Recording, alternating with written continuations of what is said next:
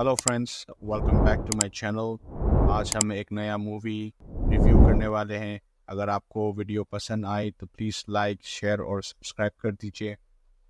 चलिए शुरू करते हैं।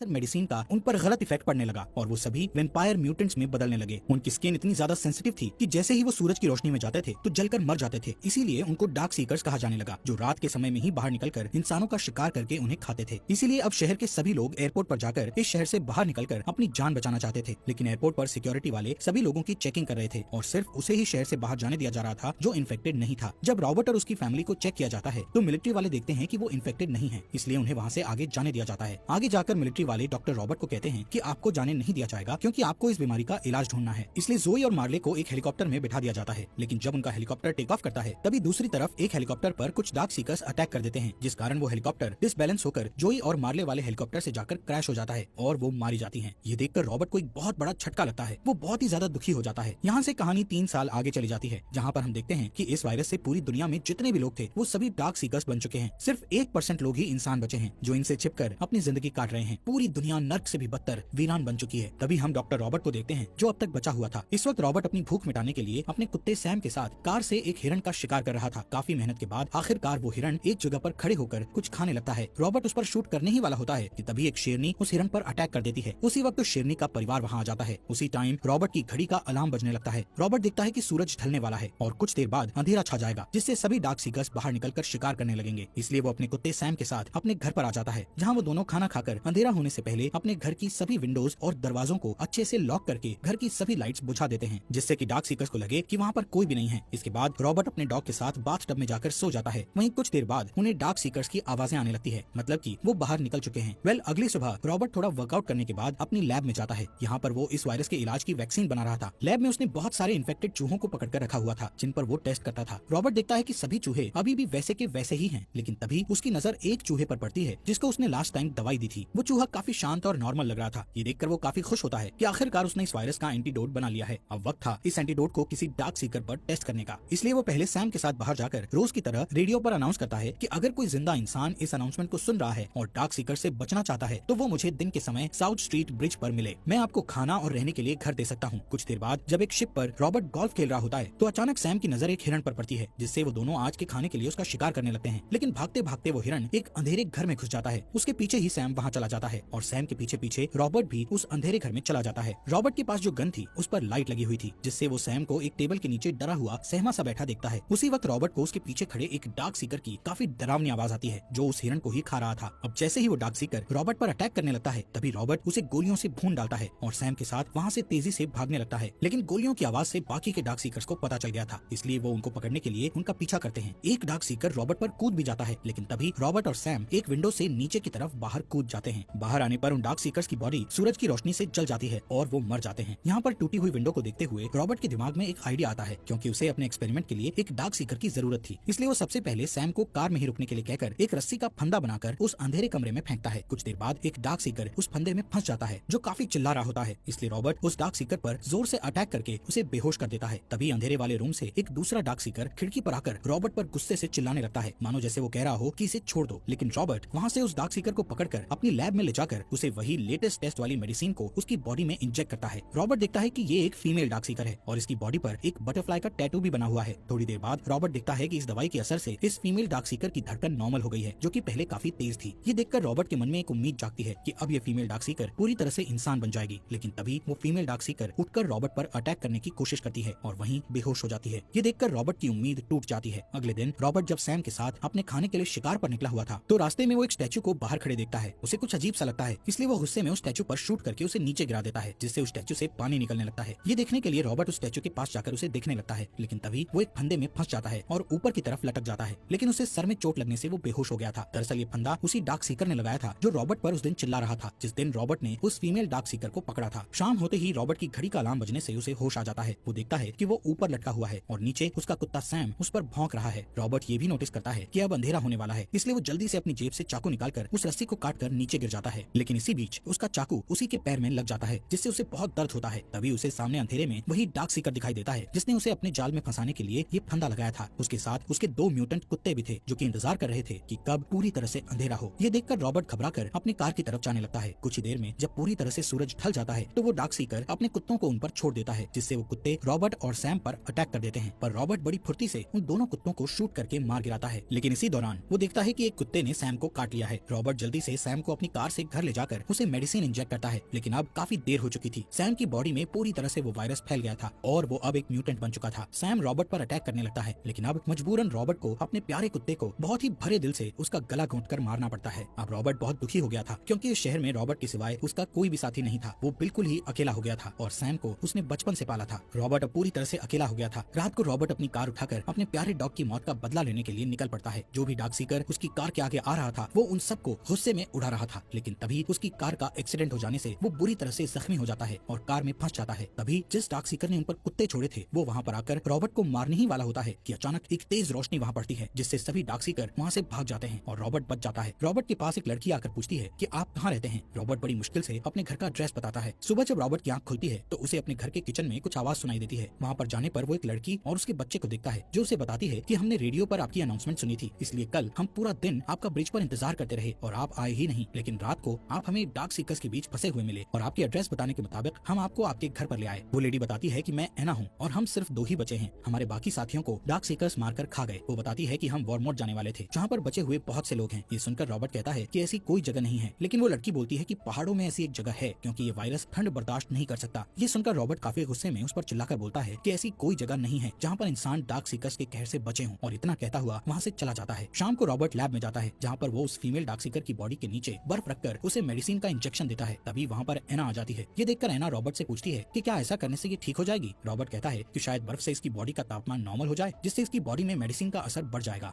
रात होते ही रॉबर्ट अपने घर की सभी विंडोज और डोर्स को लॉक कर देता है, लेकिन तभी उसे अपने घर के आसपास काफी सारे डार्क सीकर्स की आवाजें आने लगती है। वो एना से पूछता है कि तुम मुझे किस टाइम पर घर लेकर आई थी। एना बताती है कि सुबह होने ही वाली थी। ये सुनकर रॉबर्ट कहता है कि उन्होंने हमें ढूंढ लिया और वो हमारे घर की तरफ ही आ रहे हैं हमें खत्म करने। लेकिन रॉबर्ट ने उनसे निपटने के लिए पहले से ही अपने घर के आसपास बॉम्ब सेटअप किए होते हैं, जिन्हें वो एक एक करके ब्लास्ट कर देता है, जिससे काफी सारे डार्क सीकर्स मारे जाते हैं। लेकिन तादाद में ज्यादा होने की वजह से काफी सारे डार्क सीकर्स घर के अंदर घुसकर उन पर अटैक करने लगते हैं। रॉबर्ट भी उन्हें शूट कर रहा होता है, लेकिन वो अपनी जान बचाने के लिए लैब में चले जाते हैं। लैब में वो देखते हैं कि उस फीमेल डार्क सीकर पर उस मेडिसिन का असर होने लग गया था। वो ठीक हो रही थी, यानी उन्हें इस वायरस का क्योर मिल गया था। लेकिन तभी लैब में बहुत सारे डार्क सीकर्स तेजी से आने लगते हैं। ये देखकर रॉबर्ट जल्दी से लैब का बुलेट प्रूफ दरवाजा बंद कर देता है। रॉबर्ट उन सबको जोर जोर से चिल्लाकर बोलता है कि मैंने इलाज ढूंढ लिया है और मैं तुम सबको ठीक कर सकता हूँ। उसी वक्त वहाँ पर उन सब डार्क सीकर्स का बॉस आ जाता है और गुस्से में दरवाजे पर जोर जोर से टक्कर मारने लगता है, जिससे दरवाजे पर बटरफ्लाई का डिजाइन बन जाता है। इसके बाद वो बॉस डार्क सीकर अपने ब्लड से उस दरवाजे पर एक और बटरफ्लाई का निशान बनाता है। तभी रॉबर्ट को याद आता है कि ऐसा ही बटरफ्लाई का टैटू उस फीमेल डार्क सीकर की बॉडी पर है। रॉबर्ट समझ जाता है कि ये फीमेल डार्क सीकर दरअसल उन सभी डार्क सीकर्स के बॉस की पार्टनर है, जिसके लिए वो सभी यहाँ पर उसे लेने आए हैं। इसलिए अब रॉबर्ट उस फीमेल डार्क सीकर को लेकर बाहर बॉस डार्क सीकर के पास चला जाता है, जिससे बाकी के सभी डार्क सीकर्स उस पर अटैक करने की कोशिश करते हैं, लेकिन उनका बॉस चिल्लाकर उन्हें रोक देता है। इसके बाद रॉबर्ट एक सिरिंज निकालकर उस फीमेल डार्क सीकर का थोड़ा सा ब्लड निकाल लेता है। तभी उस फीमेल डार्क सीकर को होश आ जाता है और वो अपने पार्टनर को देखकर उसके गले लग जाती है। इसके बाद उनका बॉस अपनी पार्टनर को लेकर उन सभी डार्क सीकर्स को वहाँ से ले जाता है। अगली सुबह रॉबर्ट एना और उसके बेटे के साथ वॉरमोट की तरफ निकल पड़ता है। एना रेडियो में अनाउंस करती है कि अगर कोई अभी भी जिंदा बचा हुआ है तो हमें वॉरमोट मिले, क्योंकि हमने इस वायरस का इलाज ढूंढ लिया है। और इसी के साथ ये अमेजिंग मूवी यहीं पर